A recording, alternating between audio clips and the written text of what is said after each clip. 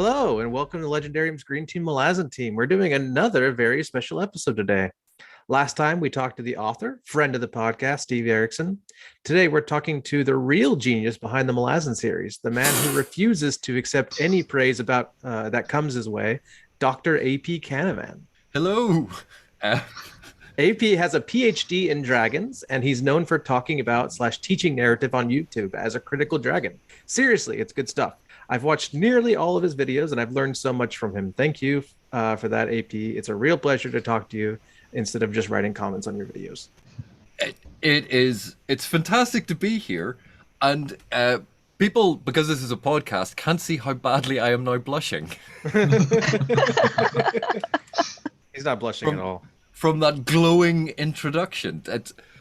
I have fun talking about narrative elements. I'm certainly not setting up like proper lectures or anything. And I am most definitely not the brains behind the Malazan thing. That's Esselmont and Erickson all the way. I'm a parasite living off their work. Can't accept praise. The so-called fantasy master is refusing to accept praise. So what are we going to be talking about today? Nothing past the first 5 books, but mostly I think we're just going to we're just going to talk and talk. We know you're good at talking. Shoot the proverbial. That's what you were reaching for there. Yeah, thank you. Well, okay. See, I was most interested in hearing. You've listened to the episodes, right? Yeah. I mean, I didn't make notes. I didn't realize I was going to get quizzed. Episode 4, fine. Panda said this. Do you agree? I'm like, which one was episode 4? Let me check my notes. Panda did compare Malazan favorably to the Transformers, so. This episode's not about Malazan. This is an episode about us talking about Malazan. Yeah. I was just wondering if you had any large disagreements with us on any of the things we said that come to mind. Yeah, you're all wrong all the time. That's obvious. And who's the most wrong? The thing is, and this is the thing. You guys, you're reading the books. Obviously, some first-time readers, some rereaders. You have your own personal experience of it. Mm-hmm. And you're reading the books, and you pick up because of your background, other books that you have read, your level of education, the cultures that you've absorbed into you. There are things in these books that are going to be important to you. And there are ways of you interpreting the text. And that is very, very personal to you. So no one can say, oh no, you're wrong to have that feeling. You're wrong to have that experience. You go, no, that is your experience. That's your reader experience. It's deeply personal to you. So that's the first point. The second point is, a lot of these books, Erickson constructed in such a way that we have a lot of room, a lot of narrative space in and around concepts that there's ambiguity. And that ambiguity is there very specifically to allow a reader room for their own personal interpretation, because that's what Erickson wants. He wants a reader to be engaged and to think about the text and to have their own, I suppose, in modern day internet parlance, their own take. Be it hot or lukewarm, and it's a vital part of reading. Is you inhabit these spaces that the author creates to allow you to draw out this information.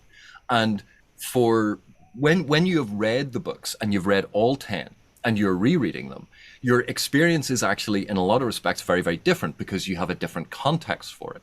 It's almost like it becomes a different narrative. And so disagreeing that, it's not that you didn't understand. It's you're going through a process. You're on a journey. And when you get to the end of that journey and you look back on it, you go, oh, I have a completely different view on that now. It's not that your original view was wrong. That was your view at the time. It was true to how you believed at the time. But when you get to the end, you reevaluate, you recontextualize. And that is very, very important. So it's not that I disagree with what you think, or I think that you're wrong. That's never the thing. I might have a different opinion, and my opinion is based on all of those things for me and for the things that I've studied and the things that I've done. But the whole point of literature, the whole point of discourse is to take varied opinions, discuss them, almost like in a podcast format, and talk about the things that you like or dislike, why you like them, why you dislike them, why you reacted. Because it's not just, I didn't like, because no one learns from that. That is a very, immature is probably too pejorative, but I didn't like that, that's bad, is a very simplified form of reasoning. But if you go, I didn't like that, and the reason I didn't like it is, and you explain that, it's like giving your working out in a mathematics problem. You go, here's the question, here's all my working out, here's my answer.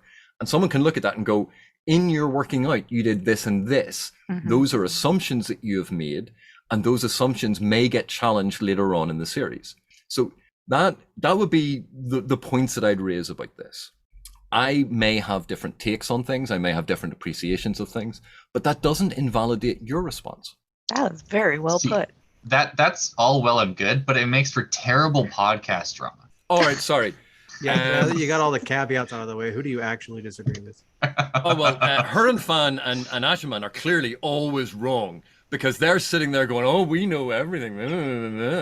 And yeah, they're terrible. Perfect. They know nothing. They're like the Malazan equivalent of Jon Snow. You know nothing. Oh my god.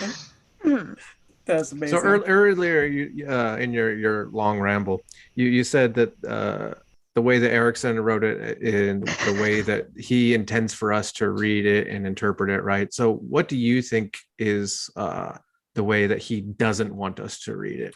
And so our listeners can do that. Okay, well, number one, I am wounded to the quick that you called that a long ramble. That was a short ramble. That was a rambleette. Yeah, listeners of your channel will understand that. But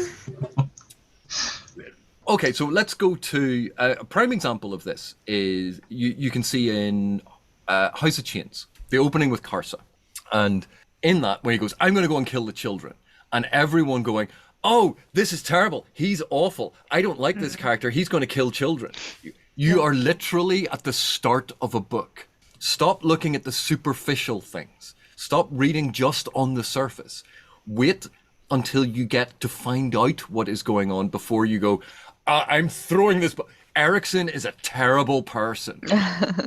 If you're saying that depiction is not endorsement. Yeah, inclusion is not endorsement.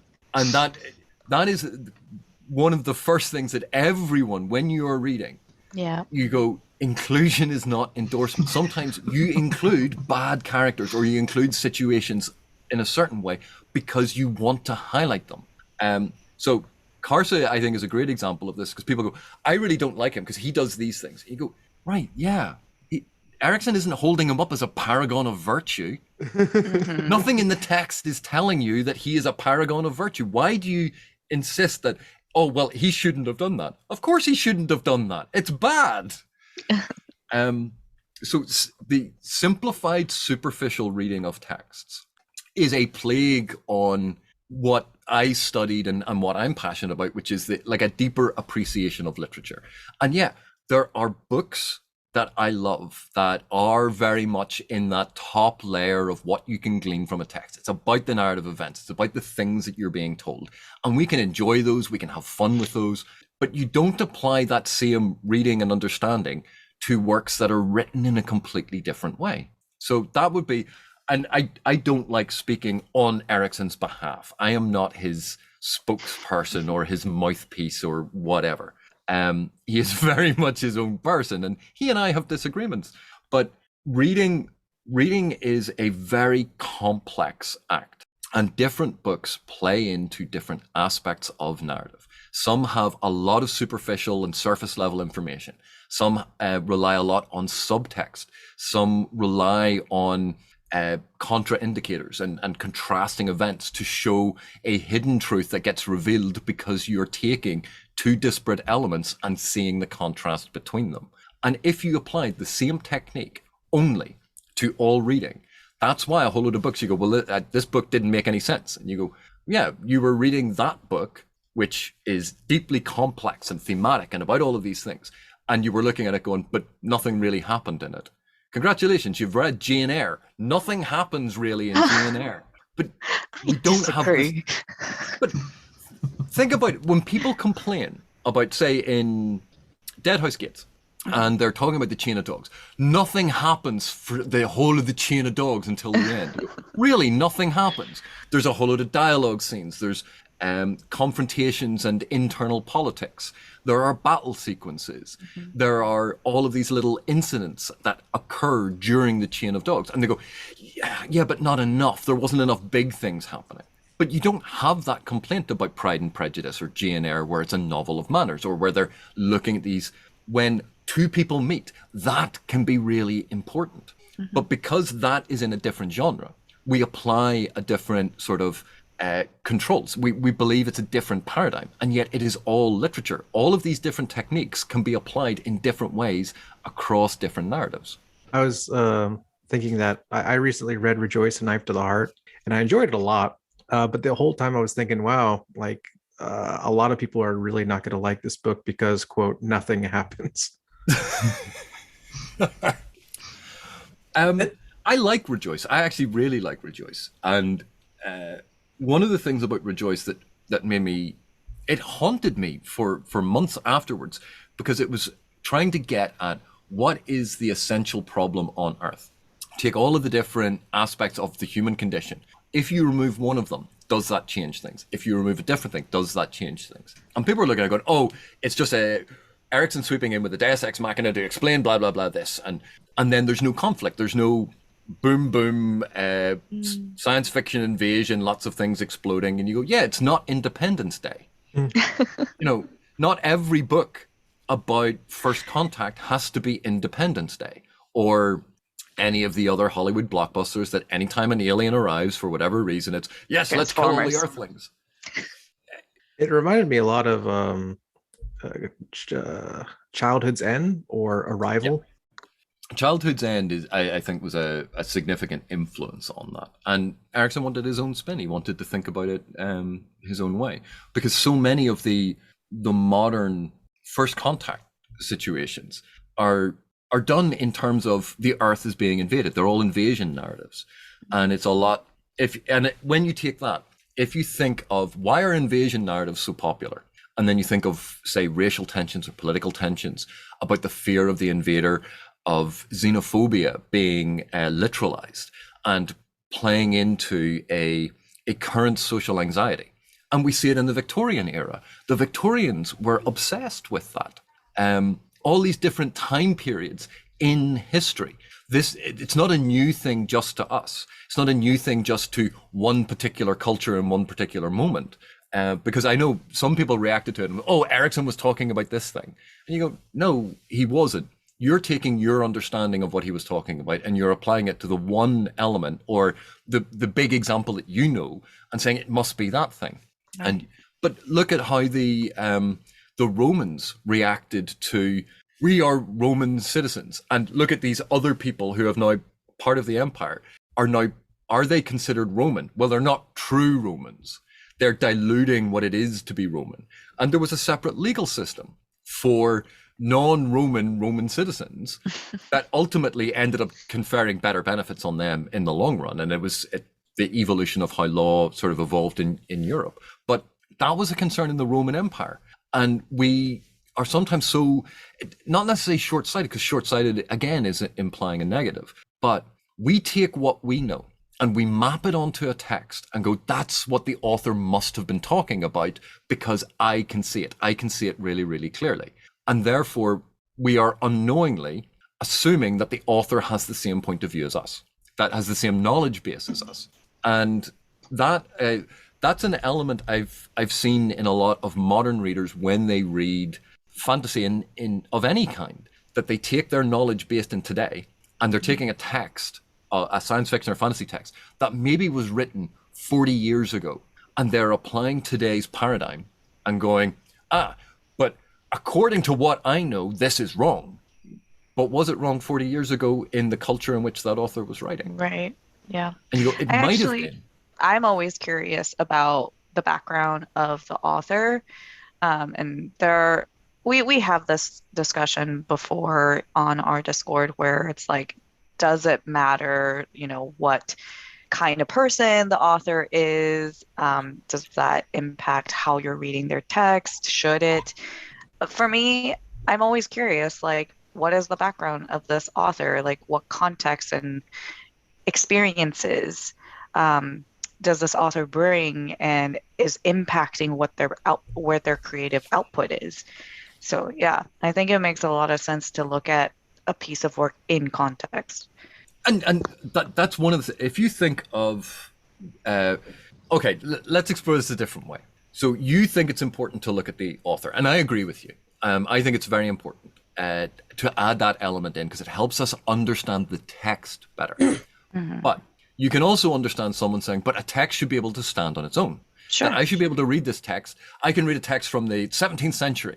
And I should just be able to appreciate that text. I shouldn't have to know about the author. and you can understand that perspective as well.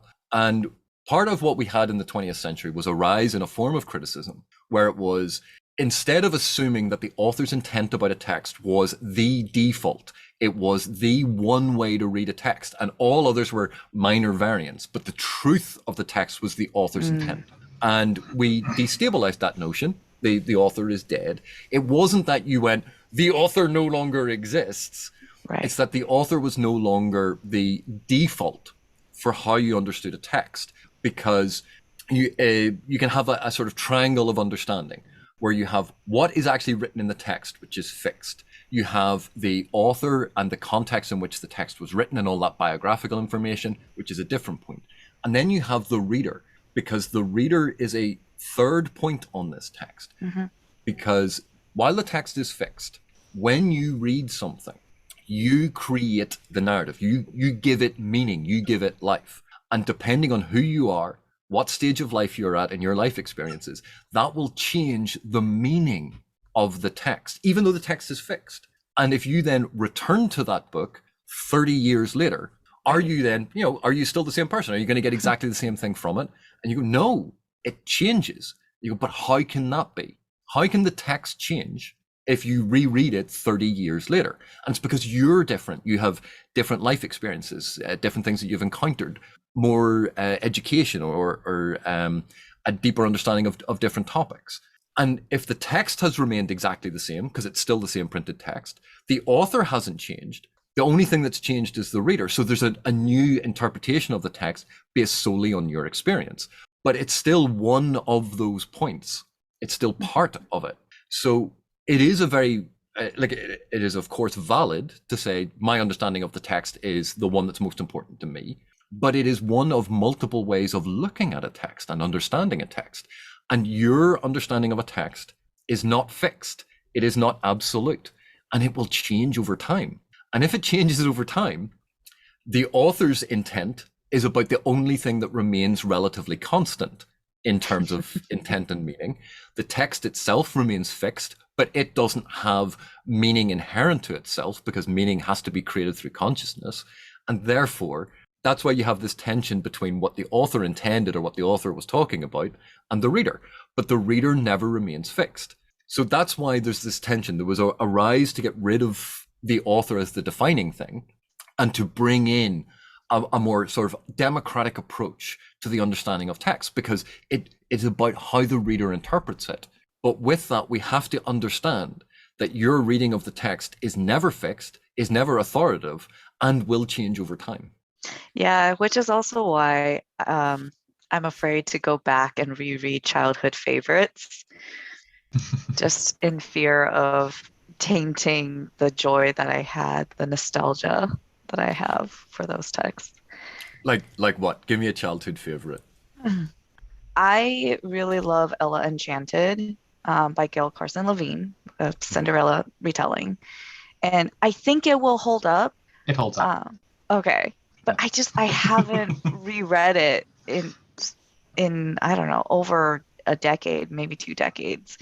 So it's something that is so dear and close to my heart, but I'm just afraid, like, if I read it, I'm going to be like seeing all the flaws now that I'm an adult. There are quite a few movies that I go back and rewatch and like it less every single time.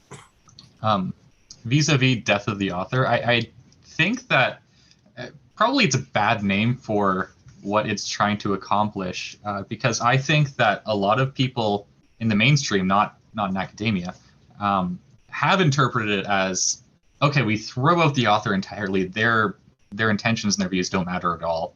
And I've had conversations with a lot of these people, but I think that introduces something problematic, being that like someone can interpret something, I think, completely incorrectly. And like at a certain point, it just becomes a complete misunderstanding of the text. Like if we were to read House of Chains as an endorsement of female genital mutilation and pedophilia, like that is, I'm sorry, that's not what House of Chains was about. How dare you contradict my reading of it?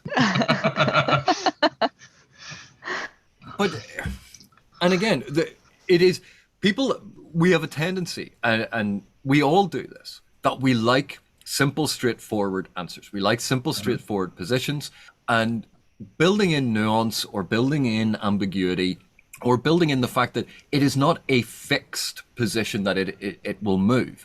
That is always slightly uncomfortable because the ground is never completely firm under your feet. So when we say things like, oh, you know, your reading experience is valid, you know, it is your reading experience, but that doesn't mean that you can't misread something. And I'll give you an example of like a big mistake I made. I watched the film The Prestige when it came out in the cinema. And I misread, as we were watching the film, I misread one of the scenes. I misinterpreted one of the scenes. And I came out and I had like the most complex theory about what had actually happened on the screen. And the person I was with took one look at me and went, AP, you're an idiot. It's this thing. And I was like, but how? And I couldn't work it through in my head. I rewatched the film a couple of years later and went, God, I'm an idiot. It's clearly this. And we are fallible. We are mere mortals. We do make mistakes, and that has to be built into your understanding of things as well. That you can actually be wrong, but the insistence that this is my reading of a text, and therefore my reading of text is absolutely valid and cannot be wrong. You go, the cannot be wrong thing wasn't part of the original formulation of this.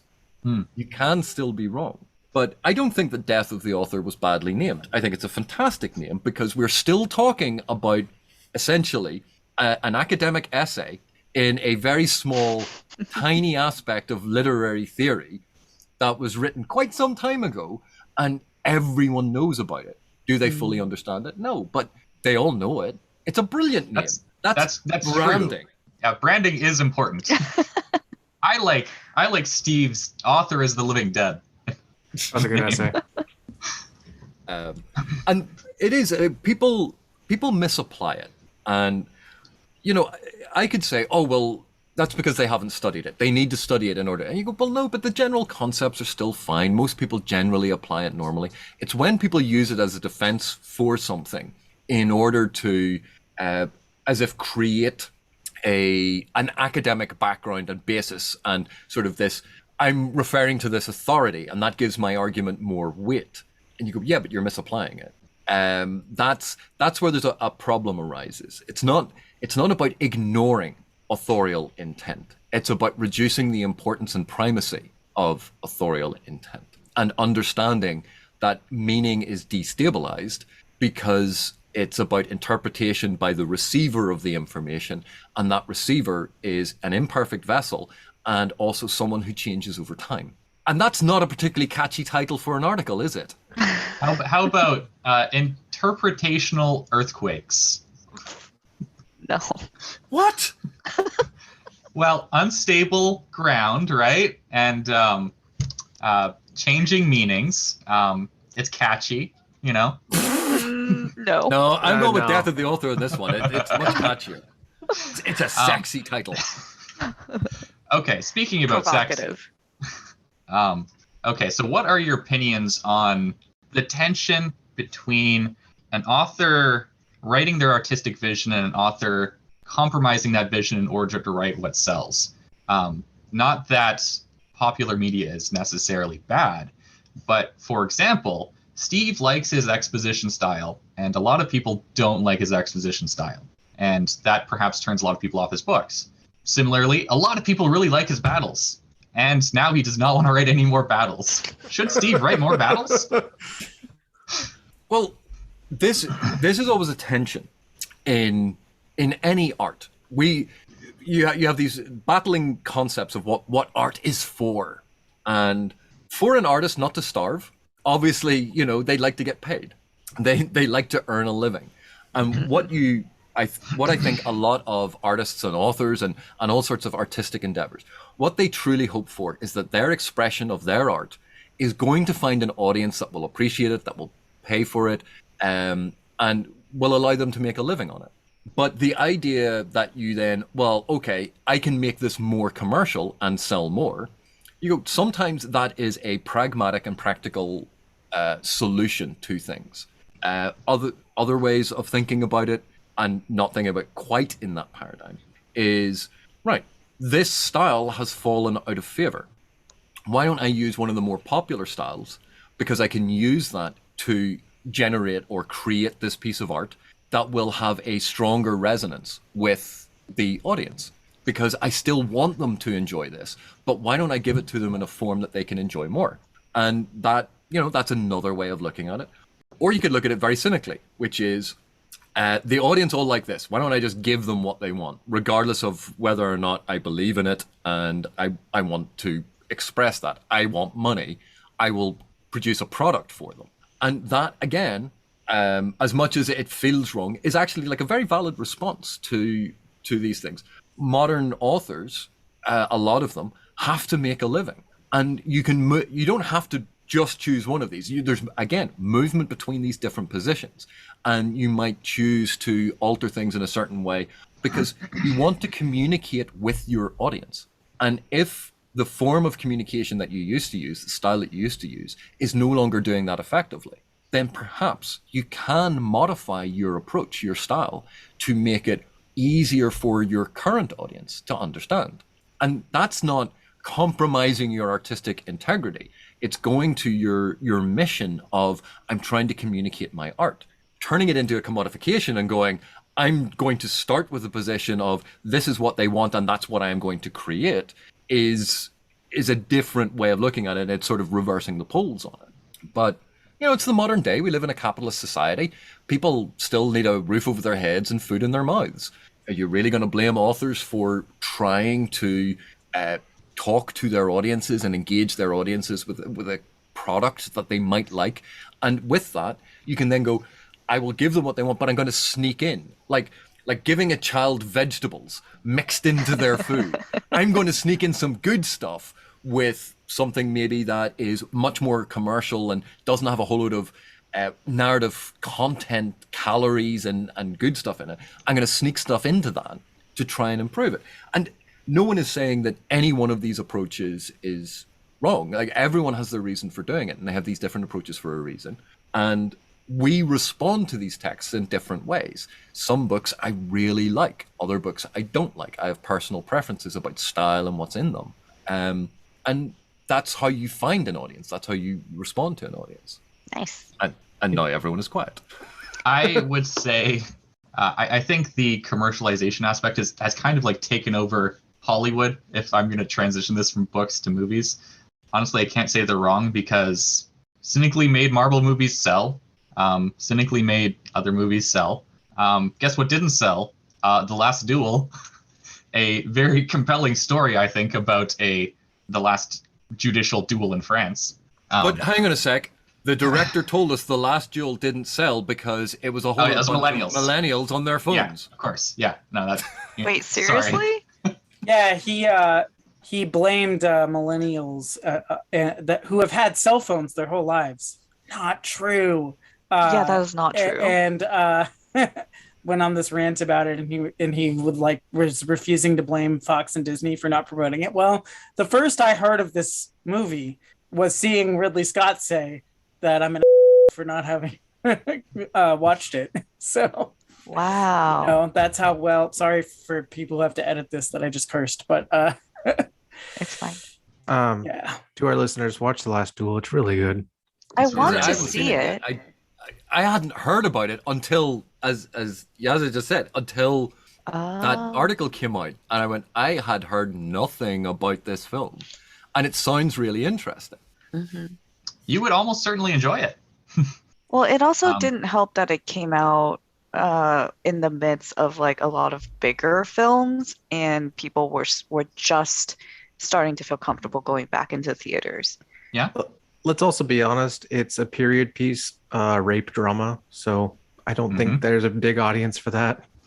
Well, a period historical drama in the middle of a pandemic that wasn't marketed particularly well or obviously, and you go, yeah, but it's the cell phones that are the issue.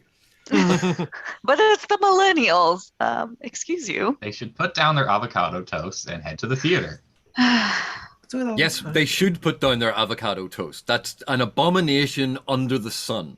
I Avocado like my toast is avocado wrong. toast. I've never seen avocado toast. Yeah, same. The first I heard of it was them saying that's why I can't afford a house. It's because I eat too much of it. You can make it yourself. Just get some avocado, mash it up, salt and pepper, put it on toast. I bought a Add house an egg. instead. Panda, But think about how many avocado toasts you could buy. I just like to ask you a very quick question, Panda. How many avocado trees do you think grow in Ireland? You know, I've never been to Ireland, so I have no idea. The Okay, answer is what probably region- one. but it's like, what region of the world has avocados as a natural resource? Mexico. So where am I getting it has to be imported. It's you can make your own, just get some avocados. Ah yes, from the avocado trees that Maybe grow in if you different guys countries.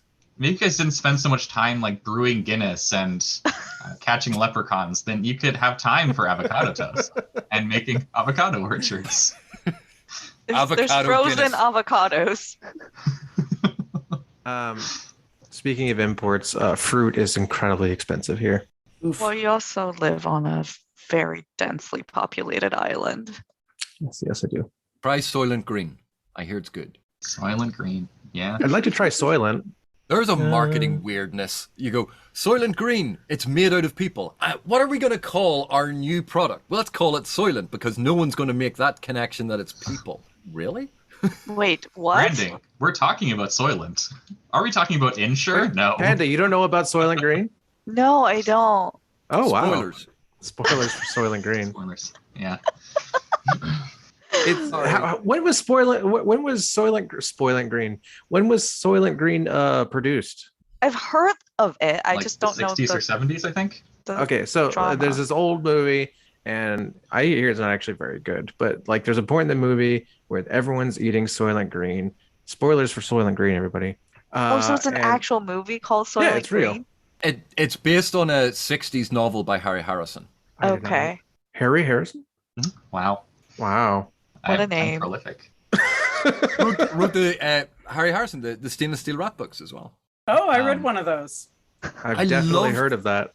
I loved those when I was a kid, and they were I had like I think all of them, and I got to meet him once very very briefly, and I was so thankful because I got to thank him and went, these books were brilliant when I was I absolutely loved them, and thank you so much for writing them. It was so nice.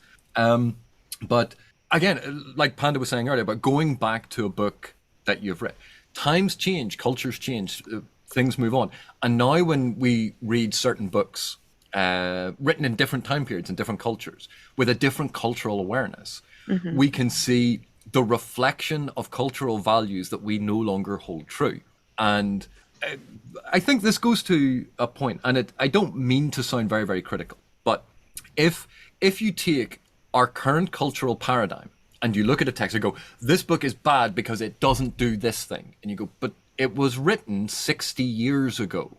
Think of our current cultural paradigm. Now think 60 years into the future. Can you pick from this moment in time the aspect of our culture that we think is perfectly fine, that in 60 years' time, people like us are going to look back and go, I'm not going to read that book because that thing is terrible. How could these people not have known that? That was really obvious that was wrong. Also, I think it's important to remember how fast our zeitgeist has changed recently. Like, it's really been accelerating quite quickly. Like, people in the 1300s and people in the 1400s didn't really have very different views of, like, fundamental views of the world. But if you look at a great example is gay rights. Like 20 years ago, that wasn't really even a thing. Like, a lot of people were very anti-gay rights, and now it's almost a consensus in the West that yes, it is valid to be homosexual. And people pretend like they supported it the whole time. Yeah. But I mean, it was only just over 100 years ago that Oscar Wilde was sentenced to hard labor, basically because he was gay. Oh yeah, less than that for Alan Turing. And you go, but this isn't going back into days of yore.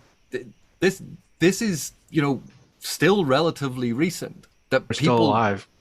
were sentenced to prison for being gay. And then it was, oh, well, it was kind of decriminalized for a while.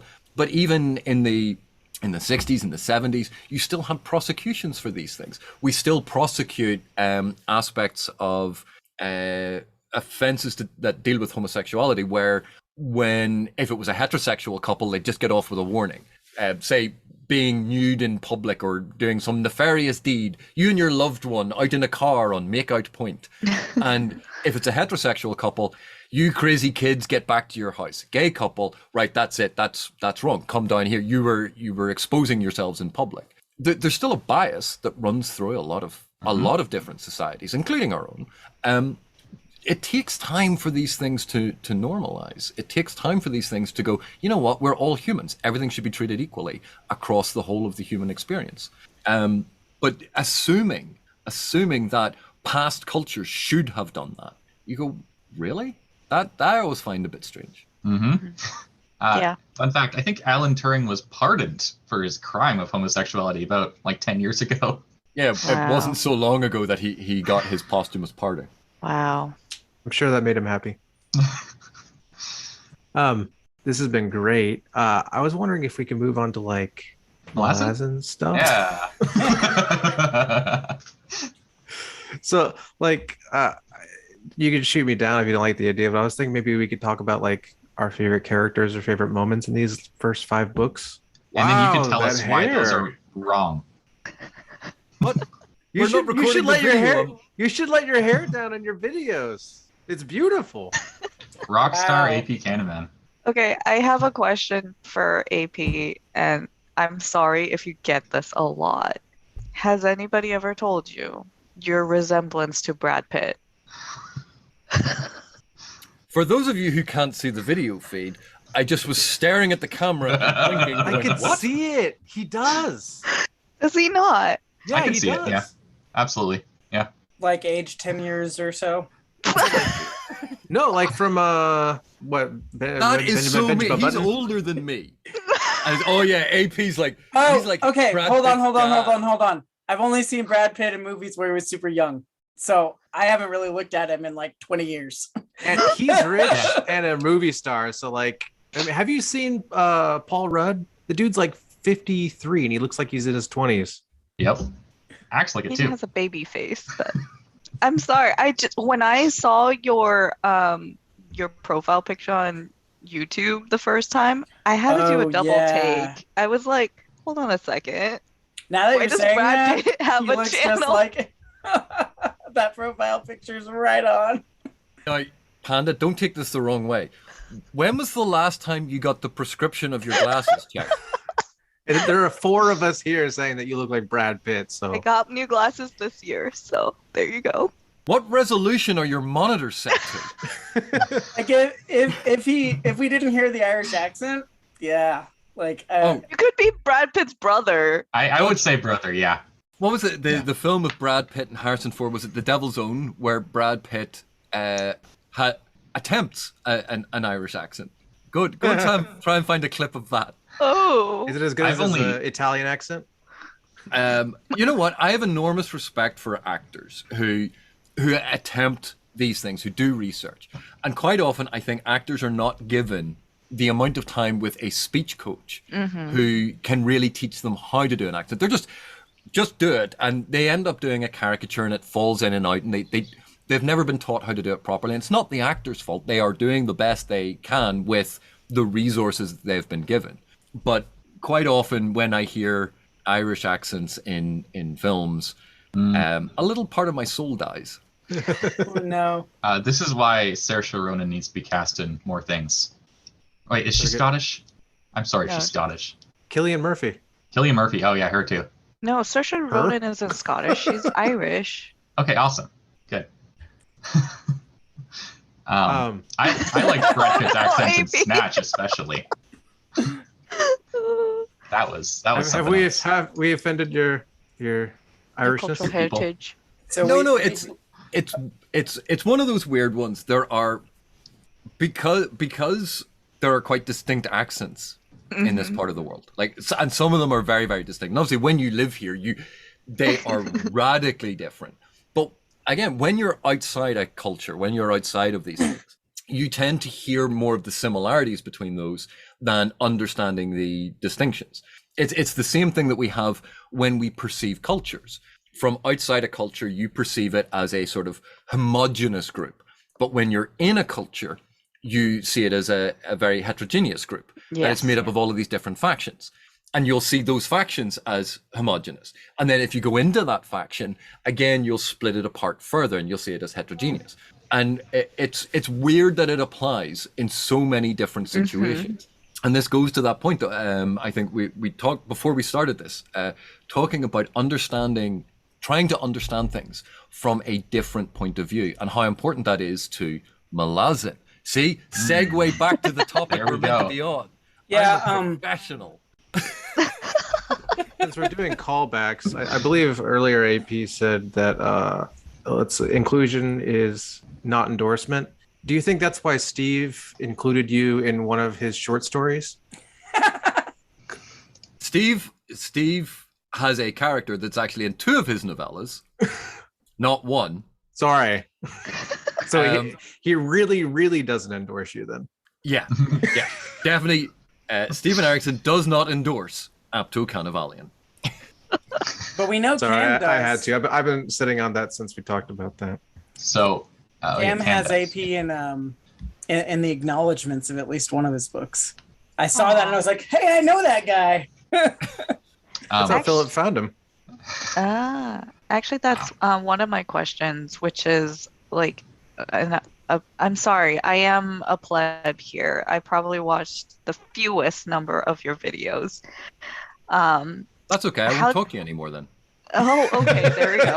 Well, that'll be a short interview. Goodbye. How did you become a beta reader for Erickson? And like, what was the first book that you got started with? So very, very quickly, I'm not the only one who advance reads for Erickson. He has other people.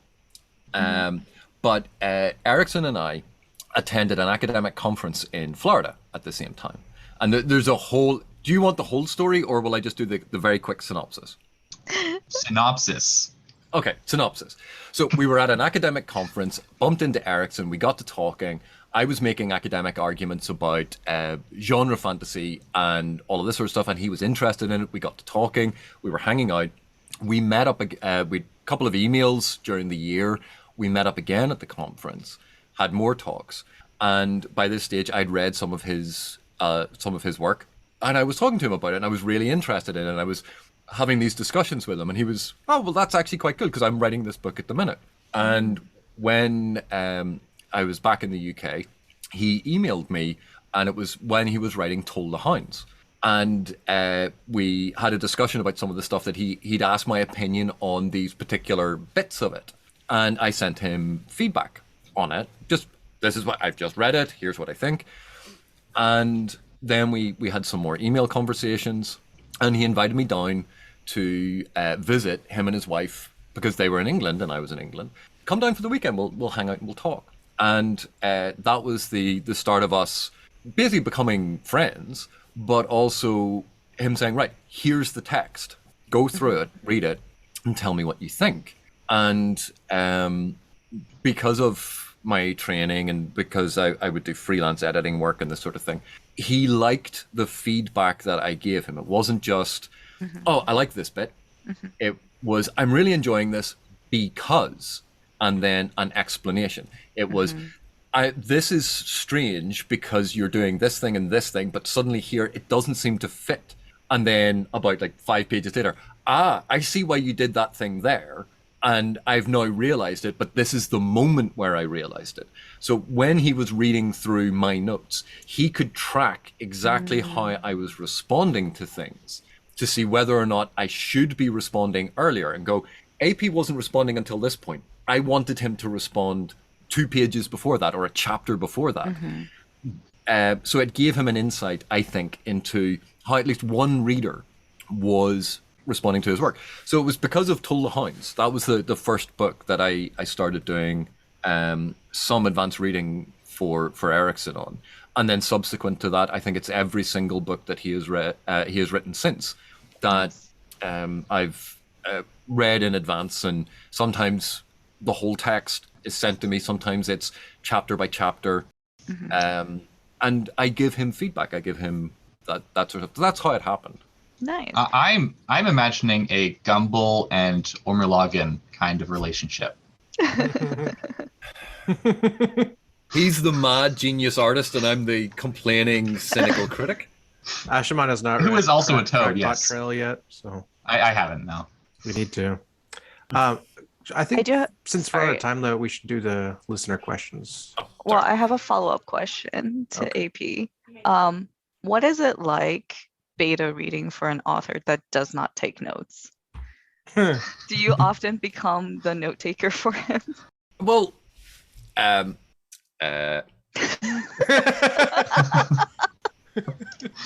no. I beta reading, advanced reading, developmental editing, all that sort of stuff that I do. That is entirely separate. I don't work as a PA for any of the authors I work with. Really, what I typically, because I'm a developmental editor, I'm not a copy editor, I'm not a continuity editor. I don't do those things. Erickson relies on other people. Other authors have different people they rely on for that.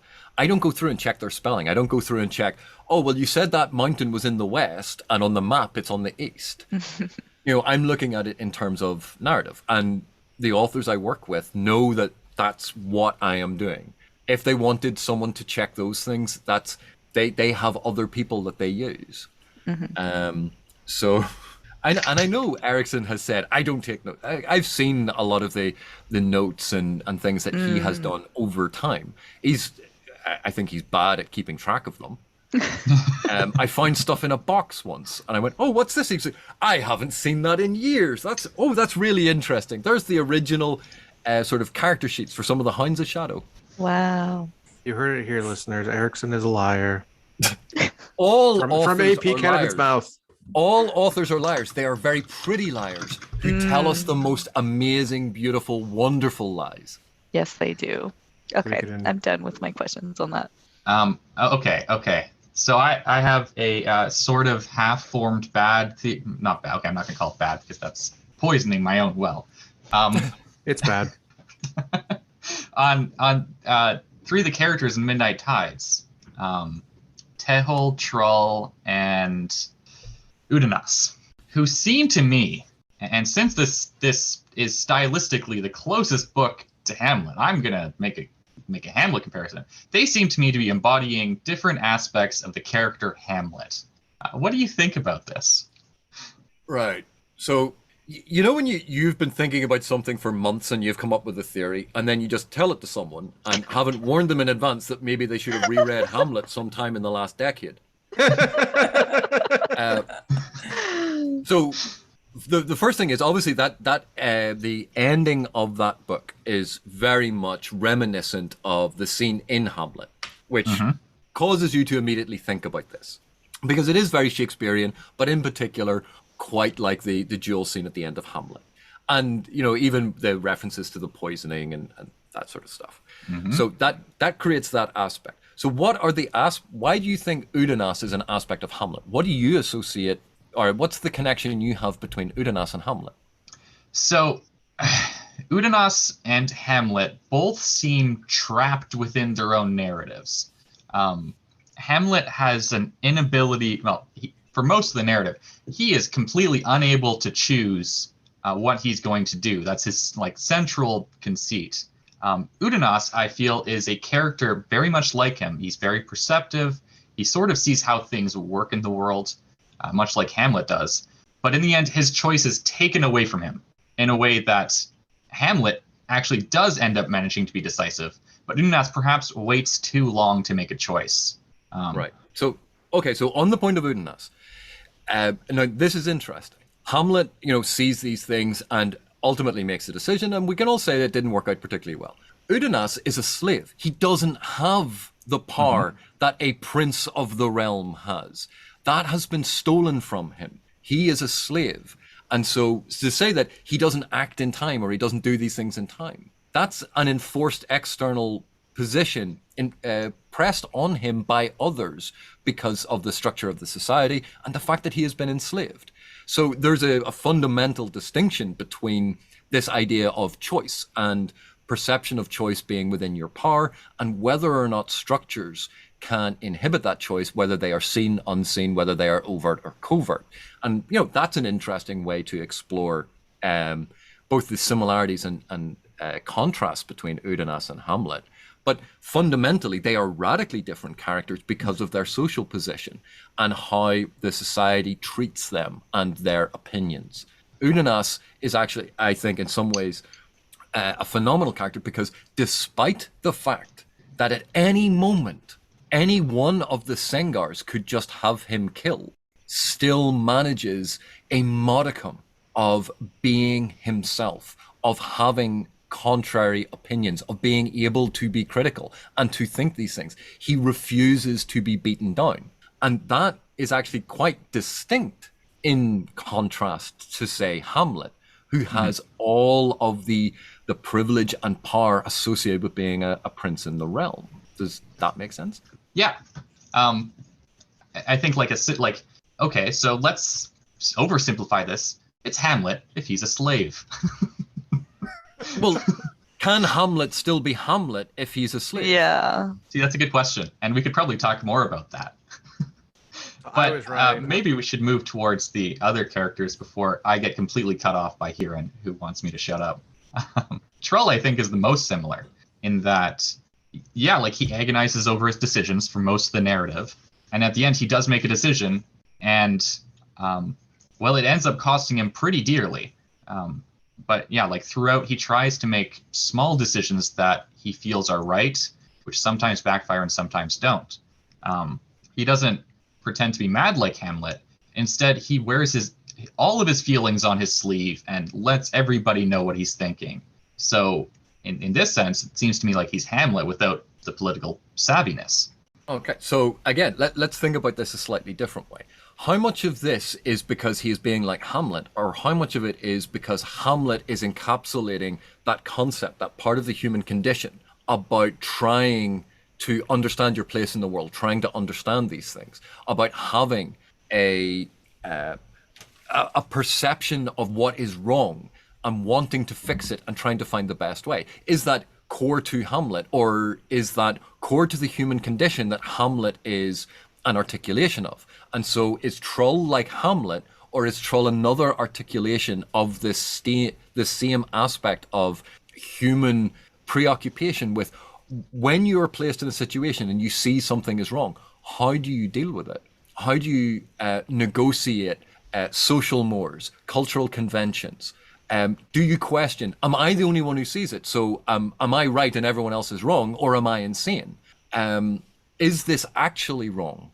Am I so convinced that I'm the only one who can see this and everyone else is stupid? These are all self-doubts, and we see self-doubt so much in what Hamlet does, is to be or not to be speech aside. Mm-hmm. But is that because Trull is like Hamlet, or is it because Trull and Hamlet are both exploring the same thing? That's probably a better way of putting it, I would think. But given Midnight Tide's similarities to the play, I think probably the comparison. Hang on a sec. Huh? There is a massive assumption.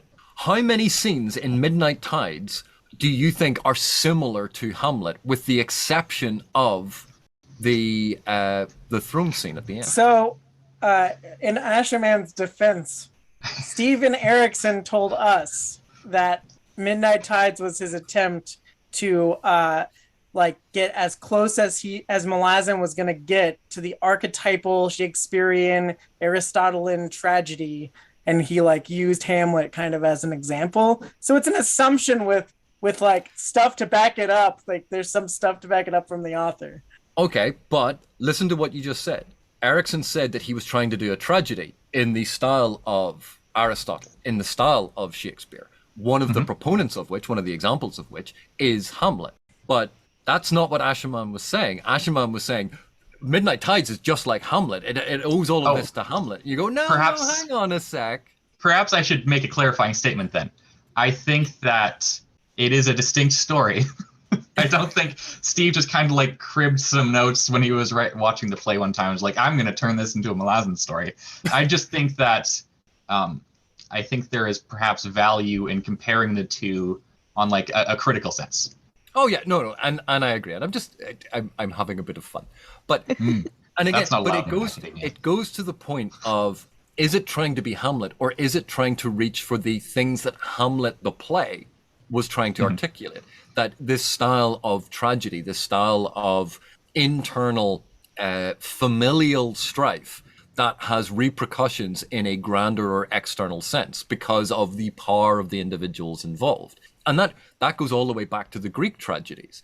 So those elements, I think, are all there. But when you try to locate it specifically to Hamlet, that's when you get it, but it's like this, and there is value in that. It helps you isolate elements. But when you formulate your entire argument that way, you're forgetting of the grander aspect of it, which is look at it in the context of a tragedy.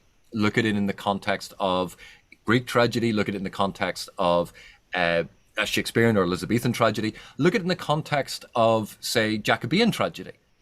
How those forms are all slightly different, but they are concerned with many of the same things. Because you could look at, say, The Duchess of Malfi by Webster and make a very similar comparison and go, oh, Midnight Tides is just like Jacobean tragedy, The Duchess of Malfi. And everyone would go, what? Because not everyone knows Jacobean tragedy, not everyone knows The Duchess of Malfi, whereas a lot of people know what Hamlet is. Fair points. Yeah, I think I'm done with this in that case. What was that, Herman?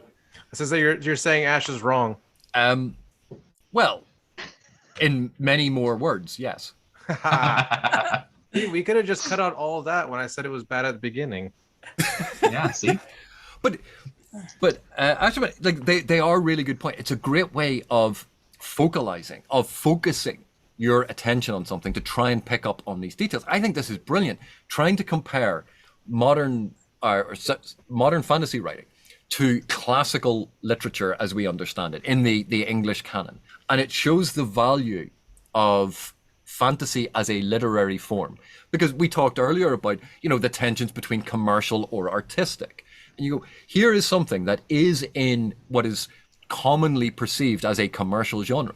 But there are strong artistic literary elements to these books. And by making that comparison, by thinking about those things, this is precisely how we approach literature. It's thinking about them. And then once you've isolated those elements, or you've isolated elements that are the same, that are different, then you take a step back and you compare and contrast it to, say, other examples of that type to see, is it the play Hamlet that is being evoked, or is it a grander scheme of tragedies? Is it Elizabethan tragedy or the earlier tragedies? And you test your theory against other things instead of constantly looking at just your theory and trying to find support for your theory. Test it against a broader background to see maybe are there other articulations of it, and it's actually going to a broader point rather than a very specific text-specific point. Does that make sense? Yep. Yeah, and I think in a similar vein, taking the commodification versus artistic vision to its logical extreme.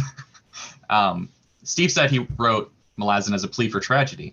Well, he could have just written a dissertation philosophically about why he thinks that compassion is important, and we should examine other people's viewpoints and cultural context and yada yada yada. But nobody would have read that because it'd probably be very boring. So you can wrap it in a fantasy story and use the lovely things we call metaphors and lure people in, as it were, with humor and battle sequences that are fun to read, and actually get your point across. I have But go ahead. Well, I was about to say, but there's also a difference in that. If you're writing a dissertation arguing for something, if you're writing an argument for something, that's a very different style of writing. But if you write it in a novel, and it's not necessarily, I am trying to persuade you of this one point.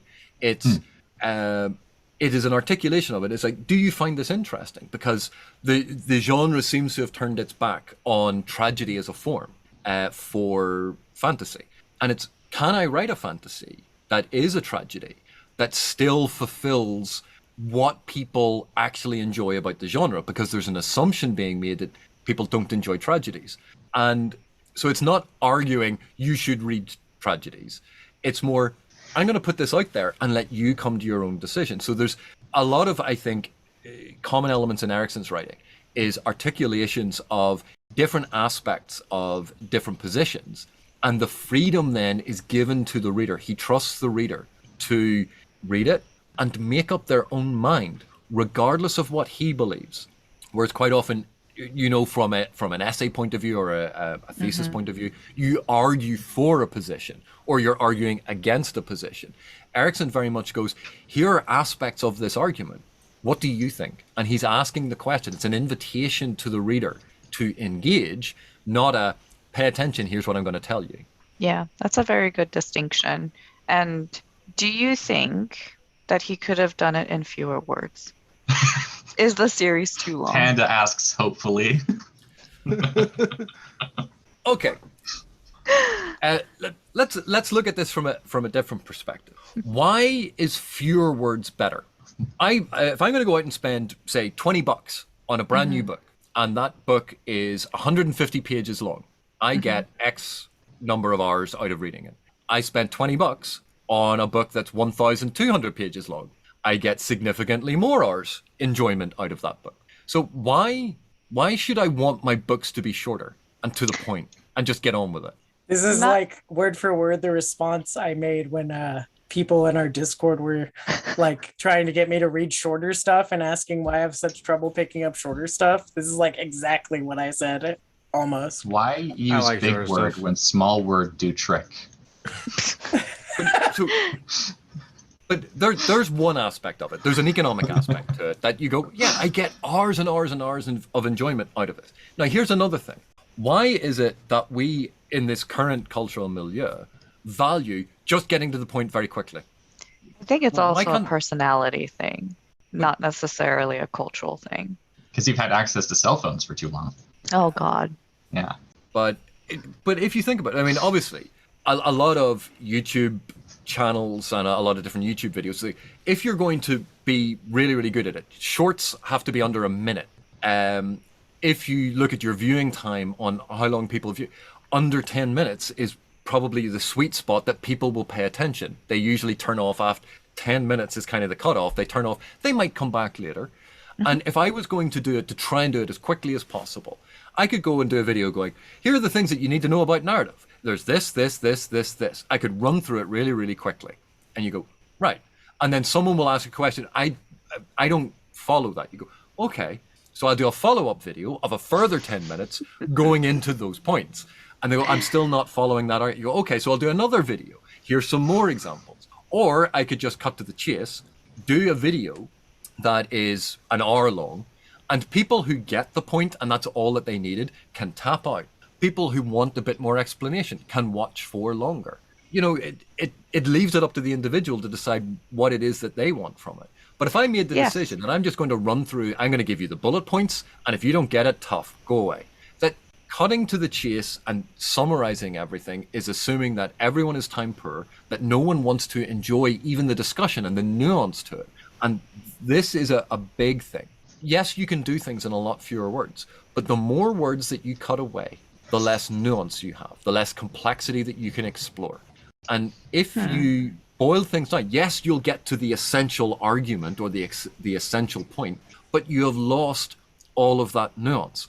You'll have lost all of the, well, but that might be the general rule, but here's an exception. And the exception is interesting because it reveals this aspect or this bias or this assumption we make in the general rule. And I think there is value to that. And taking your time to explore something allows you to go in slightly deeper, understand it better. And that's my own personal preference. It's what I like. It's why I produce videos the way that I do. It's why certain authors like doing these things. But if you just want the plot synopsis of a book, go and read the Spark Notes and, save yourself multiple hours because you can skim read the Spark Notes and go, oh, well, I know what happened. But that's not the point of literature. The point of literature is not, I know what happened in the end. The point of literature is using language to explore interesting stories that reveal things about the human condition, that explore aspects of our society or other societies of other time periods, about calling into question assumptions and biases and all these things that we make unthinkingly and framing them in a way that makes us think again. That's one of the beauties of literature. Well, so sure, we can make bullet point lists of things and skip through them very, very quickly, but it in some respects defeats the purpose of what it can achieve. And I think so. I mean, I haven't read The Crippled God, right? I haven't got to the end of the series. I haven't got to those like huge moments where it can like reverberate backwards through the entire series and kind of help you reinterpret the entire thing. So I don't know where it's all going yet, though AP did spoil a big part of it for me one time. Thank you for that. But which I can't say right now because Panda's on the call. But I am really sorry. I'm not mad, but one of the things we wanted to make sure we did was give you some ribbing for that. So I just threw that in there. But at least I can think of it in terms of Dead House Gates, Memories of Ice, House of Chains. Real quickly, I'll try to really quickly make an argument for an expansive, nuanced approach. Dead House Gates, the crucifixions outside of Erin, the crucifixion of Coltane, and the crows claiming his soul. If you eclipsed the chain of dogs to be like, instead of having the after action reports from Dulker and then like him doing all his spy stuff and trying to catch up and putting it all together himself, you like show that big battle, then you show another big battle, then you show one more big battle, and then you have the crucifixions and executions. You've read something very grisly, but I don't think you would have the same kind of cathartic release and sadness and just, like there would be no, like all the little moments along the way where you're like, God, this is going so slow. And we're watching all these little conversations. But then when you look back on them, you've been like building an understanding and an affection for all these people that are going through this horrible event. Like that wouldn't be there. So it's just, what would be the point of it? And like same thing with like the moments with Ikovian and with the bridge burners at the end of Memories of Ice. If you didn't go through the buildup in both Gardens of the Moon and Memories of Ice, Gardens of the Moon for the bridge burners, but Memories of Ice for both the bridge burners and Ikovian, those big moments with those huge payoffs, or in the case of Ikovian's thing, very frustrating for some people, especially the first time, that frustration or that release or that sadness, it just doesn't land. So I don't know if I mean, like I said, I can't answer. Is the point of book 10, does it need to be 10 books to get to that point? I can't answer that, but at least for the first like few books, I can see like why it needed to be as long as it was, even though it might have felt long at some points, even to me, like reading through the Chain of Dogs the first time, of course, I hated the book. So that does obviously color, the way you're reading it. It felt long as hell. and I did not like how long it felt, but like looking back on it, the ending would not have mattered if it wasn't the way it was, I think there's also something to be said about making your text more accessible if that's what you would want. And part of it is that, if I could read something that is shorter, that gives the same kind of impact, right, than what Erickson has written, then I would choose that. Not to say that, I don't like Erickson's writing. It's just time is precious and attention span is limited. And also, when you're starting out on this Malazan journey, not knowing, I mean, obviously hindsight is 2020, but not knowing like how well the payoff will be when you're investing hours and hours, right? Following along. It's daunting. Yeah, it's very daunting.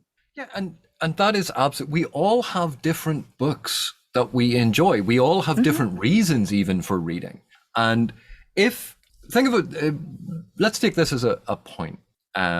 If all authors wrote as concisely as absolutely possible to get across the absolute bare minimum in the most accessible language possible for every single story, do you think we would still have the same diversity of stories? Do you think that we would still have the same diversity of different authors telling us different things and exploring different things? The great aspect of the field as it is now, we have so many authors telling stories in so many different ways that no one is saying you have to enjoy this, but there are people who will. And there are other authors that Panda, you may love those authors, and I'll look at, and I would read the book and go, I absolutely detest this book. And it's not because it is a bad book or that you have bad taste or I have bad taste. It's that we have personal preferences about the style that we like or what it is that we want to investigate.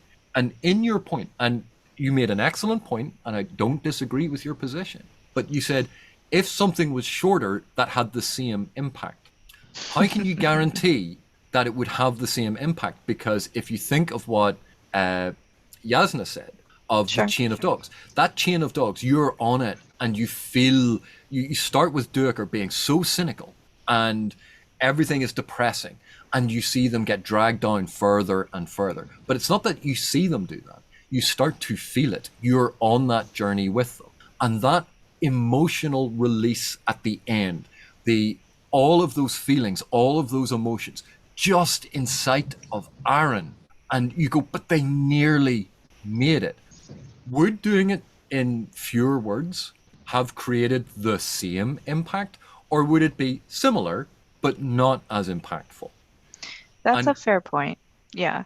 And I do think it's kind of ironic that Erikson, a short story writer, has written one of the longest series ever. It's the world's longest short story. It's a 3.2 million word short story.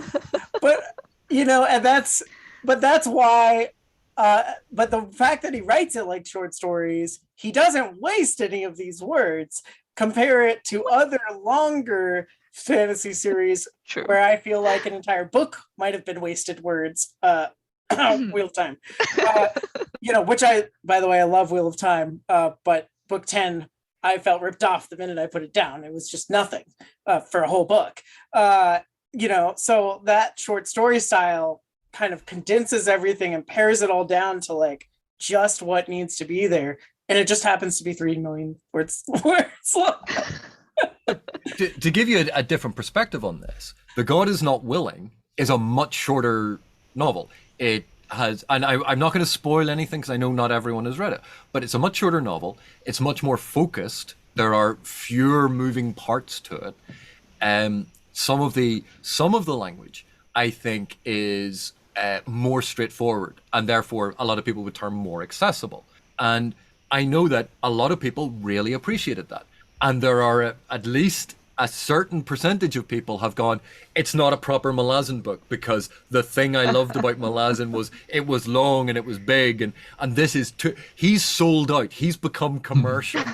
And you cannot please all readers because we all have different things that we love. And that's great because it supports a diverse ecosystem of storytelling. And that's wonderful and should be celebrated. So I understand your point. Sometimes you go, oh, could you not just have gotten to the point sooner? But take it, and my example of like in essays or even in videos, some people will get what you're talking about and understand what you're talking about very, very quickly. Mm-hmm. But other people won't. And do you just go, well, I'll just write for that little tiny minority who are just going to get what I'm doing? Do you write for a greater number of people and go, well, this isn't going to be as compact. I'm going to have to expand some things. I'm going to explore things in a different way. I'm going to give them more examples. And the first group of people go, oh, you could have cut all of those things out and it would have been fine. And other people are going, no, but that was exactly the thing that I needed. And this is the great thing about discussing literature, when you have multiple perspectives, where you guys are all reading the same book and someone says, oh, I hated that storyline. That was completely unnecessary. Why did Erikson include it? And then one of the others of you will say, but I really liked that storyline. That was the thing that I really enjoyed. I loved those characters. That gave me the insight into the other things that were going on. So what you're saying is you recently listened to our House of Chains coverage. I did say I do listen to your podcast. I just didn't make notes. I do think that there is one thing that we all agree, maybe if not could be cut, but could be pared down, is like Kalam's time on the ship in Deadhouse Gates. Yeah. I still can't figure that one out. Okay, can't either. so why, when you think of on the Batmans of Art, why didn't it's not Corporal Dom? Who's the general in Aaron? Oh, Who refuses to leave? Useless Pornqual. Pompous. Yes, Pornqual. There we go. Pornqual. And if you recall, when Joker goes up there and there's a miasma around them all, where people aren't thinking clearly, where people aren't perceiving what is going on properly, and it's a very subtle thing that's worked into it. But the only way to understand that is to have seen it affect someone else being affected by majory, that is confusing their senses, is conflating and shortening time so they don't know what's going on, is making it hard for them to think, is making them make bad decisions. Where was that in Deadhouse Gates? Oh, was So that it's funny that you Kalam's say this journey? because I didn't catch that, and I didn't know that there was magical confusion going on at Aaron I didn't until either. you just said it. Yeah. So that does actually give a good argument for We've been including told. the ship thing in the. I just thought that Pormqual was an idiot. I still think it was boring, but yeah, that's neither here or there. But not every thread is going to land for every reader, and and no author can do that, because even the most popular authors in the world, there'll be sections that you go, oh, I just didn't like that, or it didn't land for me, and maybe I'm not the one that it worked for. Yeah. And again, that is it's perfectly valid. It's absolutely fine. This is the joy of reading. But we all agreed that should have been cut. And I've just gone, well, no, here's the reason why it shouldn't have been. I'll correct your statement. I never said it should be cut. I said maybe trimmed down. So if we go back to what's the English word? Conciseness. Brevity. Doesn't that just mean brevity, conciseness? In Christian or Concision. Yasna brought up Jordan, right? So people love Jordan. He's incredibly popular, and I like Jordan as well. But you can't say that he's concise. And the same thing for Brandon Sanderson, right? So he's like absolutely the most popular author right now. But he repeats himself over and over and over and over again, to the point where I like his stuff a lot, but it kind of drives me crazy. And yet, the same people who like this stuff are criticizing Stephen for, I don't know, being too verbose, when I think it's the opposite.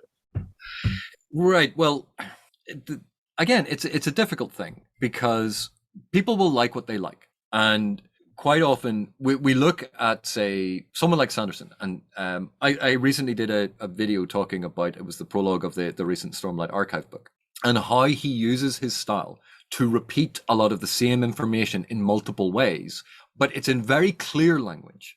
It's very accessible, low level. You don't need a complex vocabulary to get it. It's very direct. It's talking directly almost to the reader at a lot of different points in it. It's not closely tied to a point of view, because we get a lot of narratorial inserts that clearly the character is not thinking about, but it's the author wants you to have this information. So because of that, it is exceptionally clear. And therefore, you can skim along very, very quickly. It's all there on the top, on the surface. So Good you point. can plow through that at a huge speed, at a great speed, because you know you're going to get it. And if you don't get it the first time, the second time, the third time, you know that Sanderson's going to give you it the sixth time, where the important parts of that are going to be communicated to you. So you can move through it very, very quickly. So it feels very quick and easy. And when you look at Erikson's writing, and Erikson's writing is, people describe it as dense. And you go, well, no, it's intricate, it's complicated, it is using words to do multiple things. But that requires slowing down, because you have to think about it. You have to engage with the actual language. It's not just about telling you a story. It's about exploring the story, the language, the characters, and picking up on nuance and subtext. And that slows you down. So it feels longer because you're thinking about it more. With Sanderson, you don't need to think. You just skim through it very quickly. With Erikson, you need to think, so it slows everything down. So which feels longer? Mm-hmm. Rhythm of War felt like it went on forever for me. I loved Rhythm of War. That was actually probably my favorite in the series. But again, it goes to the different styles that we enjoy. It goes to what we're trying to get out. If I'm reading a book and I just want the story, if I just want the story elements, if I want cool characters doing cool things and I don't want to think about it, there are authors that I can read that do that. But if I want a story where I want to be deeply engaged and I want to think about things and I want it to promote complex thought that require me to sit down and go, let me think about that. Let me engage with it. Do I agree with this? Do I disagree with it? Why don't I agree with it? Mm-hmm. That is a much longer process. And for me, a highly enjoyable process, because literature is not just telling someone a story. Right. That's one aspect of literature. It's an important aspect. It's part and parcel of all of our cultural heritage. We've always told stories. But the reason we have lots of different types of stories is because sometimes we use stories to teach lessons. Sometimes we use stories that are just entertainment, and that is not a bad thing. Sometimes we use stories to explore difficult concepts. Sometimes we use stories to try and experience different emotions. All of these things are different aspects of narrative and storytelling. And to insist that all stories should be the same is either, potentially extraordinarily arrogant, that you think that what you think about this is how stories should be the same for everyone. And it denies everyone their own personal preference. Yeah, and I don't think anybody here is saying that all stories should be the same. And I do think that, at least for me, part of it is it's kind of like a pro and a con that the main series is finished, because the experience of reading it is a bit different. Like when you don't know when that series is going to end, right? There's more of an anticipation and exploration kind of lens put on to what you're reading. When I know that there is an end to a series, I'm like, okay, I want to know how it's going to end. Like, what is that payoff? And part of it is also the build-up, whether from the community or from whatever people in passing have said, like, it lands, like the payoff is there. And so it's like a different kind of anticipation, a different lens. And there's like a dual-edged sword to this in some ways. Like when I was reading Memories of Ice, I was getting to the end and like, well, this looks pretty bad for the bridge burners, but I'm sure they'll make it through this. He wouldn't kill off his main cast of characters in the third book. And he did. And there's 7 more books to go. So, yeah.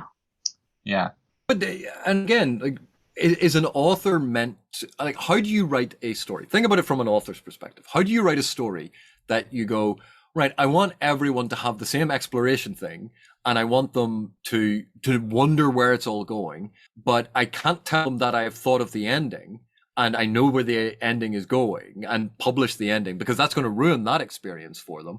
And then you have Patrick Rothfuss and George R. R. Martin, who, people are going, give us the ending. And what is it that you want? Do you want to know that there is an ending and it's there and you're going to get to it eventually? Or do you not want to know? Pick one, because they're mutually exclusive ideas. They are. No, I think no matter what an author does, they are damned for it. it's not I'm criticizing like the author or anything. It's more of and this is why I feel the way I do. And again, like we can have differences of opinion. It doesn't invalidate your response, and it's very important. I try to emphasize that, because discussions about these sort of things, clearly I enjoy.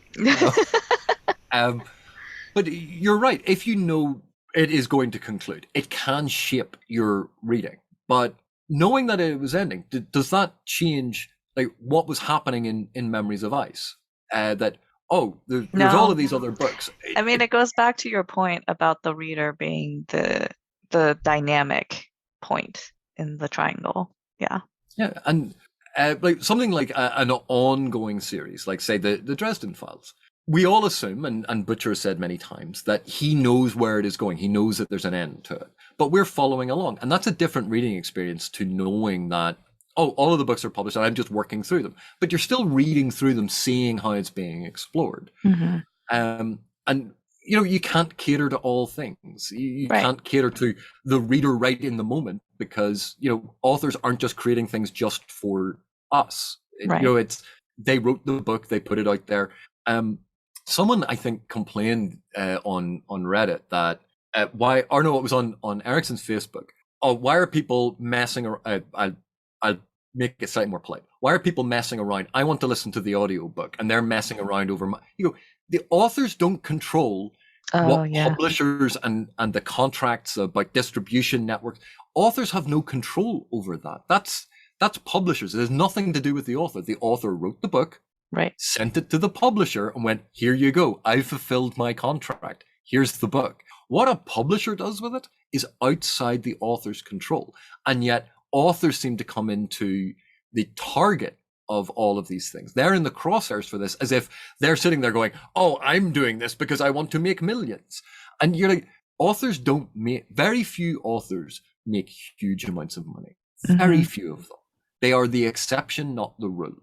And even within fantasy, and Brandon Sanderson is one of the biggest sort of fantasy authors, but in comparison to other genres, he is not selling as much as a lot of other authors who are in historical romance, romance in general, or mystery and thrillers. Mystery, thrillers, YA. A lot of these authors sell huge numbers of books more than fantasy authors. Fantasy is actually niche. It's a small genre, but because we are in it, we see all of these things and we universalize it. But if you're standing outside the genre and looking in, you go, yeah, but you're just a small genre, and go away. And again, it's that idea about perspective and being able to take a step out. Mark Lawrence had a brilliant infographic he did about book sales, and like J.K. Rowling being this powerhouse selling all of this stuff. And then in comparison, all of the other authors, like way down the list. And you go, but these are popular authors. These are authors we know. They're books that we love. They're books that we respect. And we look at this and we suddenly realize they're not as popular as we think, because it's within the genre. And that genre is within other genres and a big literary landscape. And we're inside that culture, so we just we understand this stuff. It's the same argument people have about, Malazan should be anime. Really? I think Malazan animation would be excellent. No. And for people who like anime, it would be awesome. But how popular is anime for the mainstream sort of audience in the Western sphere, which is how a lot of these production companies are thinking in terms of their marketing? If anime was the answer to everything, we wouldn't have live action films all the time. We have live action films because they appeal. My favorite adaptational medium for Malazan would be stage plays. Oh yeah, because that doesn't suffer from any practical limiting factors. Yeah. No, not at all. And it's wildly popular, and everyone wants to go see plays. I want to find a kabuki. Mm. A friend of mine once wrote a stage adaptation of Crackpot Trail for just for fun. Wow. I would watch that. Same. Yeah. All right. So we do have a couple of listener questions. So I think now would be the time to head over to those. Cannon Fodder, who is an awesome supporter of us, he asks, question for Professor Fireballs. What are his thoughts about the importance of timeline accuracy to the effectiveness of the narrative? Does a focus on proper timeline accuracy mean a better narrative? It depends on the narrative.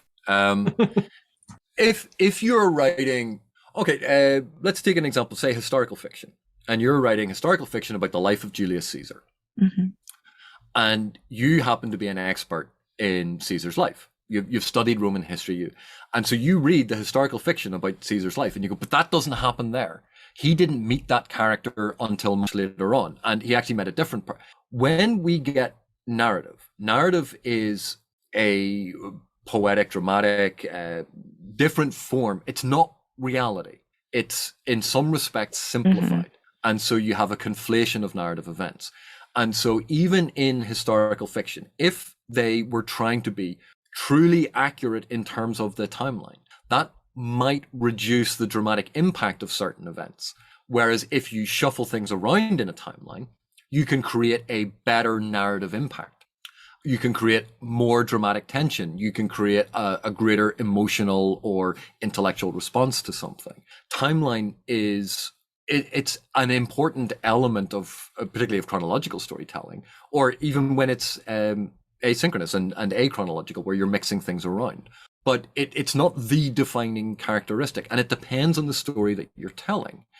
If you have absolute fidelity to timeline, you are going to potentially, depending on the narrative, depending on the story, you can reduce emotional impact. You can introduce a lot more characters than, and readers might say, but why did you introduce all? They were only in one scene. Why didn't you just conflate that? Why did you have that scene? You go, but that's the scene that happened then and there in that moment. No, I understand the point, because the chronology of Malazan is famously the refrain, the timeline doesn't matter.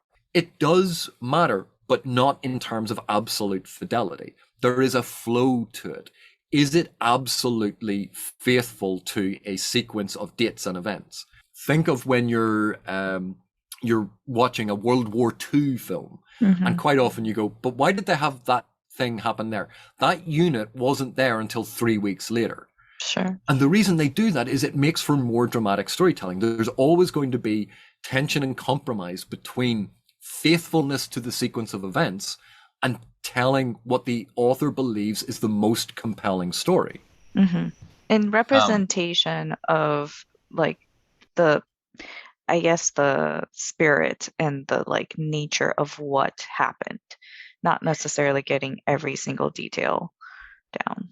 And Panda just proves that you can use far fewer words and be far more concise to get across the point far more accurately and importantly. So thank you very much for the Panda. And this kind of discussion also brings to mind the resource allocation that authors have to do, because they can't do everything perfectly, right? They have to choose what they want to focus on in narratives and choose what in their writing style they want to focus on and, quote, be good at.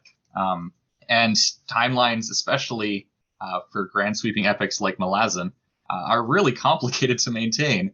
I think a great example of this is in the Song of Ice and Fire, George R. R. Martin's series. He ran into, at about the 4 or 5 book mark, what he called the Milanese knot, which was in many respects a timeline issue that he needed to figure out how to resolve. And it took him a famously long time to figure that out, and it's not even resolved.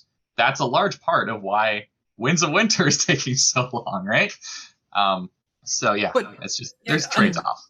But there are always going to be there's always a trade-off. There's always compromise that has to be made, and even then, authors again are human beings. Like they're not infallible. They can make mistakes, and they can write themselves in knots and back themselves into a corner going, oh, that mistake I made 3 books ago. And now when I'm doing this, I should have done that thing. But you can't go back in time and change the book. So you have to deal with it as it is. They're not George let me introduce you to the Star Wars sequel trilogy. Just do Somehow a reboot. Palpatine has returned. But actually, there is like a very visceral example in my mind where it's like when you're telling somebody a story from your past, right? And you're like, oh, was it like 3 years ago, 5 years ago, 1992, 2000? Like, nobody cares. The person hearing the story doesn't care the exact date or exact duration. They want to know the point of the story. They want to know what happened. And that is, again, another brilliant, concise point that says that really, AP, you shouldn't ramble quite so much. And Panda, you're exactly right. The number of times you go, oh, and so then they came in. Oh no, wait, I forgot to tell you. So and so was also there, but okay, so 2 weeks before that, and you go, just tell me, the story, because quite often, and the thing is, for some people, this will be really, really important because it's how their brain works. They want to be able to line everything up. And in narrative theory, you have story, which is the chronological sequence of events, and you have plot, which is the narrative events as narrated to you in the article in front of you. And you go, well, so there are 2 different words. They have slightly different meanings, and there are 2 different ways at looking at the narrative, because the narrative is obviously a sequence of narrative events, but plot is how they are narrated to you, and story is if you resequence everything chronologically. And some stories work really well chronologically because you build that in, and the chronology is actually very, very important. Think of particularly in police procedurals and murder mysteries, where it's the slow build-up of accumulating these clues over time. Now, if you get the timeline wrong in that, you go, but hang on, they knew about that weeks before this thing, so why was this confusing them? Right. Suddenly it can break apart and you lose faith in the narrative. But when you're telling a story that is doing something different, that isn't reliant on timeline continuity as the absolute most important thing, then you can see why you go, well, in the grand scheme of things, is this really important? And the author might go, no, it's not. It's generally in the right area. It's generally sort of working for this. That's good enough. I think the point where it does kind of matter for Erickson's writing is because he does have so many different like clues, and he isn't telling you straightforward like what's happening. So the reader does have to put things together, and sometimes the reader needs to rely on, okay, things that have happened before is informing my understanding of what I'm reading currently, right? Personally, that's things that have happened before in the narrative. So you're talking about plot here, not about the chronological sequence of narrative events within the diegesis. So just because something happened, say, in Lether 5 years before something else happened, how does that impact on the other things happening and your understanding of the story of, say, of Midnight Ice? A new book, Midnight Ice. Memories of Ice. How does knowing the Midnight Tide stuff change your reading of Memories of Ice when they're about separate events? I misspoke a little bit. It's not necessarily like the events that happened before, but like what you as a reader read before, right? So if things are happening in parallel, but it's like you're reading one book about this one particular timeline, another book about a parallel timeline, and trying to match what was happening to get the grander context of the world. Yeah, and again, very valid way of reading, very important to bear these things in mind. And like Eric, I don't know how many times Erickson has said, yeah, I messed up. And then what, do I try and fix it? Do I try and retcon things? Do I try and put in an explanation? Or do I just go, you know what? At the end of the day, is it important for the main aspects of the story that I'm telling? And like one of the get out clauses that Erickson built into the narrative is obviously you have a lot of subjective narration. Yep. You have a lot of postmodern deconstructive elements being worked in. And people go, oh yeah, but that's just a get out clause. And you go, yes, and George R. R. Martin, doing various things. Would you prefer for Erikson just to wait? Or in Robert Jordan, the Tavarin, are you telling me that's not a really convenient narrative excuse for all of these things happening to just these these I have singular no people? idea what that is. Have you watched the show yet, Panda? Nope. Okay. Authors build in elements of their narrative to allow them to explore things. You've heard Erikson, and in the books they talk about convergence, and convergence being very important. And when you think about it, you go, oh, well, that's just an artificial thing he put in the narrative. But when you think about it, when you have one power suddenly doing something, another power gets attracted to it. That makes sense to us because, oh, well, if you're going to do that, I'm going to try and stop you. And then other powers looking at it go, well, if they weaken each other, I can sneak in here and I can do something. So it attracts another power. And suddenly you have a convergence of events. In our heads, it actually makes sense. It's just that characters in this world are more aware of this than we are. In Robert Jordan's Wheel of Time, they have Tavarin, and they because of their very nature, they bend events around them, not necessarily to their will, but they are influencing events because they are that important to the narrative.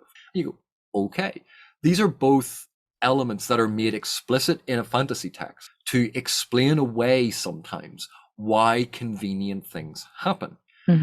And then the last thing on this point, how many times have you heard an expression similar to truth is stranger than fiction, where really weird, insane, bizarre coincidences happen in the real world, and you go, there's no way, oh, it did happen, right? Yeah. That sounds, if someone put that in a story, I never would have believed it. It's too weird, but yet that's the kind of thing that actually happens in the real world. And so if an author is going to be including aspects of it, quite frequently they put in an element that is going to explain it to people who would not believe it otherwise. That there's a god in influencing events. There's a mystical property that the characters have. There's a strange thing about the metaphysics of the world. It gets added in because it allows readers that moment to accept that really bizarre coincidences do happen. And we only have to look at our own world to see it. I agree. It's not a coincidence, but no one would really believe you if you had a cult starting in your story. And one of the biggest problems they're facing at the start is too many people were castrating themselves. Which is, of course, something that happened in early Christianity. And I think another sort of defense, something that Malazan does is it's written like a history. And not so much a modern history, but, like in the old style, like something like Herodotus would write. And guess what? Herodotus was not always 100% consistent. No, you don't say. Because history it's not just a series of facts that we relate to people. It itself is a story that we tell based on an incomplete puzzle that we've assembled from 1,000 different sources who may or may not be credible. And which the historian picks from those and picks out what they think are the most important. So it's always going to be weighted by a narrative bias. And little known fact about Herodotus, his first name was clearly Victor because history is written by the victors. That's actually pretty good. I have a question. It's not going to go in the episode. Since I think you're the only one who's watched the Wheel of Time show, AP, have they explained Tavarin? No. Okay. They will at some point. Presumably. Plot armor. But see people who talk about plot armor, this drives me nuts. Take a story about World War II, because remember, this is written as Malazan's written as a history. So the narrator of the Malazan story that you're reading knows the end of the events. Therefore, they weighted it, and they're going to tell you about, quite often, a lot of the people who are important to those events. It's written retrospectively. Now, think of World War II, and you go, right, I'm going to tell a story about the Normandy beach landings. And you go, and I'm going to follow, in my story, Tommy and Jimmy, and oh, look, they all died on the boat. Well, we never got to the Normandy beach landings. It's plot armor. And you go, oh, it's plot armor. That's bad writing. And you go, no, it's bad writing if you go, oh, this hero and they have all of these weaknesses and they run through a hail of bullets. And it just so happened, like Discovery, episode 1 of season 4, millions of laser bolts firing at them and they're just running along through it. And you go, and then they throw in a line. They should have hit us by now. Yes. And calling attention to it is not necessarily a good thing. Oh, now you're going to give us an excuse for it, are you? That excuse doesn't make any sense. This is bad. Like every Star Wars movie. Stormtrooper aim. Oh, only Imperial blasters are so accurate. Really? Because from what I've seen, all of the... Don't get me started on how the Ewoks trivialize the Stormtroopers. Oh, because that armor can be defeated by a small cuddly teddy bear armed with a stone-tipped spear that doesn't pierce the armor? What do you mean? Why you did have they a problem even with that? bother inventing technology? They could have just used bows and arrows and spears the entire time. Let's move More on. effective. No, hang on a sec. Better question. Why do they even have armor when it doesn't deflect blasters, it doesn't deflect lightsabers, it doesn't deflect stone spears, it doesn't deflect stone arrows that are fired by little tiny bows that are being fired by teddy bears? Because they Because they're look meant to cool. look like Nazis. Because they look cool. Okay. Moving on to our next listener question by Jingles90. Question for Professor Canavan. I almost called you Caravan. Sorry. It happens all the time. What do you think Erickson's perception of the nuclear family and its role in Malazan is? And why does Erickson hate youngest siblings? The last bit is mostly meant as a joke, but it was a parallel that Jingles found interesting in the first 5 books. Well, for a start, when did the concept of the nuclear family come out? And I'll give you a clue. It's called the nuclear family. I think that was early 17th century. But how long have humans lived in social groupings? And when did it become common that you just have the parents and children living in a house together and not 3 generations or 4 generations? Erickson and Esselmont both have anthropological and archaeological training. They're looking at a grand sweep of all of human history, not just the modern paradigm. And when you look at even medieval culture or Renaissance culture, and that's just looking at European, but if you broaden that scope, the idea that it's a parent and children living in a family, that's in terms of human history, very, very recent. And the idea of social groups, tribes, multiple generations living in the same household, even the expression, it takes a village to raise a child. Like, where did that is part and parcel of the human experience over the vastness of how long humans have been running around. And I don't think it's necessarily that Erickson has a problem with the nuclear family. I agree.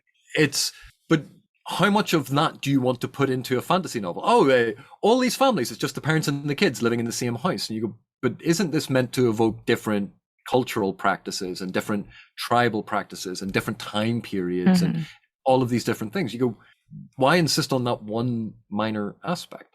And again, inclusion is not the same as endorsement, and non-inclusion is not the same as non-endorsement.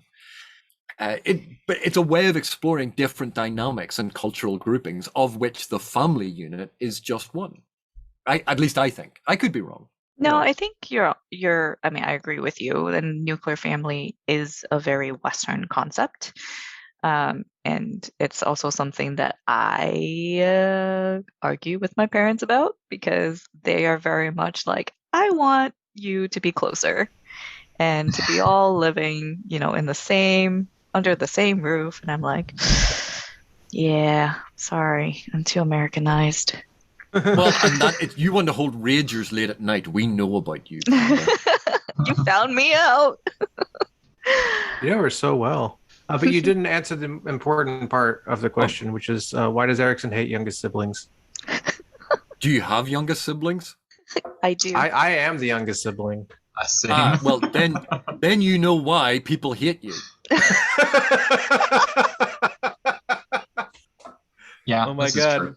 Yeah. The I'm now youngest looking back at sibling, my whole life and then realizing everything. No the comment. youngest sibling always gets away with stuff that the older siblings don't. The eldest gets the most discipline, not allowed to do things. They have to live by these really rigid rules. By the time the parents have gotten down to the youngest sibling, if there's multiple siblings, they're like, we have others. If we lose this one, it's not that bad. Go and eat paint and set fire to things. Who cares? Because they can afford to lose you. They have replacements already in place. Oh my You're God. like a spare, a backup. Yeah. And the other thing is, all of the others have done all of this responsibility. The parents are tired. They've got, you know what? We tried. Raise yourself. We just love you for who you just be you.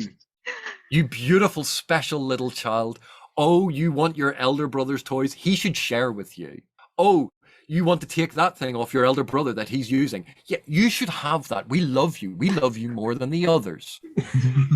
Are you That's why an, people hate them. are you an older sibling? What gives you that idea? Is this why you know me so well? I Just describe my have life. older siblings, but I also have a younger sibling. Yeah. Evil. I think it's a universal experience. Okay, so we did this with Steve when he was on the latest interview with us. We did a little this or that. Are you okay with us posing a bunch of questions to you? And Yeah, sure. yeah, how's that Okay, different than so- what we've already done? First, I have to ask you: Are you capable of giving 1 or 2 word answers? Because otherwise, this isn't going to work. Yeah, Oh. because it's a 3-minute limit. Yes. I will put 3 minutes on the clock. More for me than really for you. Okay. I don't think it'll take 3 minutes, but maybe those are famous last words. I'm gonna give you 2 things, this or that, and then you just answer however you wish, and feel free to skip if you so choose, if you don't want to answer. Sorry, Ready? those rules are really complicated. Can you explain them again? Whatever comes to your mind first, or if you would like to elaborate, feel free to do so. Dangerous words. Dangerous words. All right, I'm gonna start.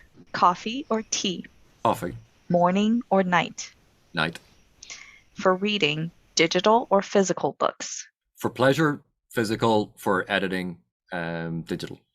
And then for reading as well, Tahole or bug? Bug. Dragons or dinosaurs? Dragons. Comedy or drama movie? Comedy. Beach or mountain? Both. Zombies or vampires? Vampires. Ninjas or pirates? Ninjas. Guacamole or salsa? Skip. Babies dressed as animals or animals dressed as humans? Skip. Passenger or driver? Driver. Wine or beer? Skip. Pen or pencil? Pen. Calling or texting? Calling. French fries or onion rings? French fries. Burger or hot dogs? Burgers. Free lunch or free dessert? Free lunch. It includes a dessert. Snail mail or email? Email. Puppies or kittens? Skip. Ooh. Lake or ocean? Ocean. Beginning or end? End. All right. Hey, you did that under 3 minutes. I thought When- all I know. Irishmen were contractually obligated to always pick beer and specifically Guinness when they answered such questions. Is this why you skipped? When we've finished recording, if you want, I'll explain some of those answers. Excellent. Yes. Yes. Yeah. Absolutely. Shall we call it then? I'm I'm good. Or very. sorry, one last thing. AP, I know you're a guest, but did you have anything that you wanted to say or chastise us on, or questions to ask us? Well, Give Ashman a good ribbing. Well, what I can say is I really enjoy the fact that you're doing this podcast, you're doing this read along, and I know, particularly Panda, that there are aspects of these books that you don't like, but you're still reading through it. You're still keeping an open mind, and I am so impressed because obviously I'm old, and when we had that comment from Ridley Scott earlier about millennials and blah blah blah. I look at groups like this that are younger people, not younger because I'm old. Ashemon's young. I am young. Who keep an open mind about literature that's not necessarily what they would have chosen, who are willing to engage in reading and thinking about things. And this is such an optimistic vision of what the future is. We have people doing this. You've got a podcast, you have a following, you're doing that. There are people interested in this. And so I just wanted to say thank you very much, because this is so affirming about the future of the genre, about the future of literature, that we have genuine people, even if it's not their thing, willing to engage and not being closed-minded about it and not dismissing things. And I really admire that. So I just wanted to say that. Thank you very much. Thank you. That is I wanna awesome hug my microphone. encouragement. What? Sorry, Kieran? I said I wanted to hug my microphone. Well, it's a good thing we can't see exactly what you're doing right now, then, isn't it? Shutting off this I don't know what video. happened to my camera. Thank you for those wonderful words. That is awesome encouragement, and I will remember that the next time I want to throw a Malazan book across the room. Should we just isolate that sound clip and you can play it to yourself for encouragement after every long chapter? I will have a recording of it. Thank you. That's it for our time with Dr. Canavan. Thank you, AP. It's been a pleasure, I hope. Please check out AP on YouTube as A Critical Dragon. And Huron Fan cannot recommend your stuff enough. Green Team will be starting Bone Hunters in January, so stay tuned. That concludes this episode. If you want to join the read along and or contribute listener questions, check us out on the Legendarium's Discord. You can find the link on thelegendarium.com. Also follow us on Twitter at Green Team Pod for updates and fun times. And AP is also on Twitter at A Critical Dragon. Check out the Legendarium podcast for Wheel of Time, Cosmere, Lord of the Rings content, and so much more. Thank you to our panelists, Ashimon, Yes as a Boy, Huron Fan. I'm Befuddled Panda. Until next time, goodbye.